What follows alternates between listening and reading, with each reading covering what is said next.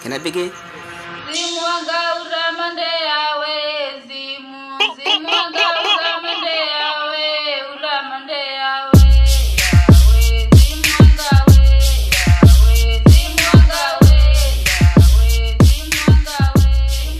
So tell me about your EP. It's called Bloodline. Yeah. It just came out. I'm super excited about it. I think it's more like it's a very aggressive project for me. I definitely pushed myself. I found that when I would be on tour in India that people really reacted when I started rapping.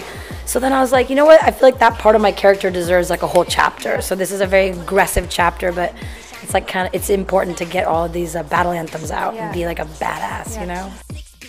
The second I start like rapping, their mouths would just like drop open. I think it's just like they didn't expect to see an Indian girl rap, and I think that that does a lot more for the culture and for women in music. There was not many females. Like I couldn't really find anybody like me anywhere, but there wasn't anybody like that. So I felt it was really important to be in India and to put that on stage because more females have to come out. They have to.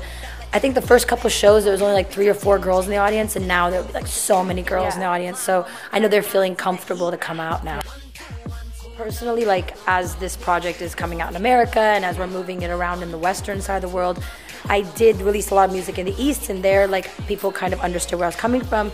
I think I'm battling this idea of like Indianness, and then like some people don't understand if it's too Indian or is it assimilating to black culture, and like it's in between place. So I think just me being out here and letting people know like that this exists and it's authentic and there's a whole movement and it's not fake, it's real, and I think that has been like the challenge, but it's also like really gratifying because I know if I can push through this boundary, then it'll open it for a lot of people to be able to, a lot more Indian people and Pakistani people and a lot more South Asian people to just come through and have their culture be first and, share it. I think manifestation is like super important. I have to remind myself like how powerful my words are, even the negative ones.